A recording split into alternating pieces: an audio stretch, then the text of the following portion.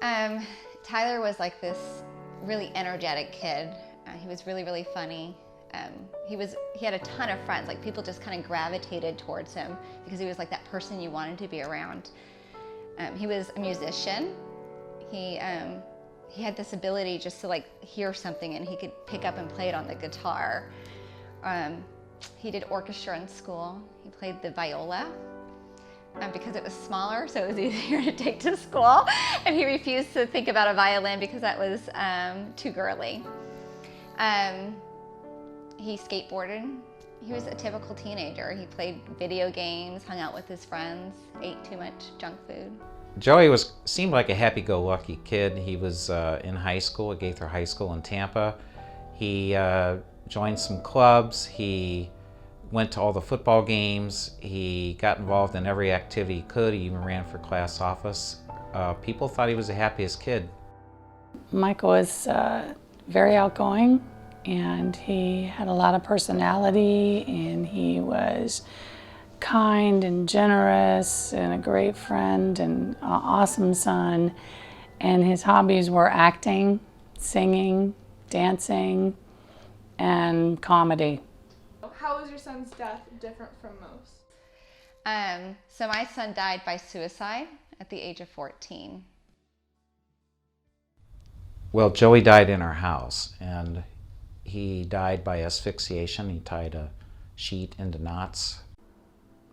He took his own life.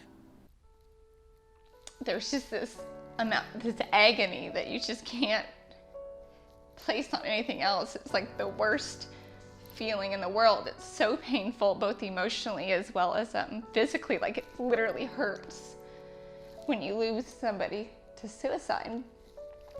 How did the sun come up the day after my son died? I didn't understand that. How did the birds keep singing? I didn't get that, because my whole world was shattered and turned upside down. It took a long time to get where I could accept things were going to be good, okay, and I could begin to move forward and not feel bad about feeling good. From that day forward, it was just an absolute horrible experience, because all these thoughts go through your mind. Why did you do that?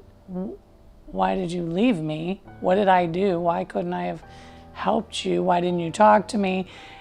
Every day gets a little better, but it never goes away. And I don't think I'll ever know why till I see him again. I make sure that my youngest remembers Tyler. It was hard for him as well. Like, he had a really hard time, like, after Tyler died, like, he's like, why can't I go see Tyler? And we'd say, Tyler's in heaven. Well, how do I get to heaven? Or, don't balloons go up to heaven? So why can't I just tie on a balloon? Or it was really, really hard for him. And even now, he's 5 now, and he'll say, it's unfair that I don't get my brother every day because my friends have their brother every day. He used to make me a promise, Mom, I'm gonna be famous, I'm gonna take care of you. Yeah, I didn't get that. I'd probably be arguing all the time because I'd have a 16-year-old in the house. Like, it'd probably be very stressful. And me and I would take that stress any day to have him back. Even if he was difficult, even if we were dealing with some sort of depression, it would still be easier than it is today. People don't understand how much that life has ups and downs and how much good they can contribute. And if they only knew how much they were really loved, but they can't see beyond their own pain. To not feel what other people feel, the happiness, the joy of being alive. Because there are no do-overs. Once it's done, you can't come back and fix it. And that's really the only final thing. Everything else is fixable. This is not fixable.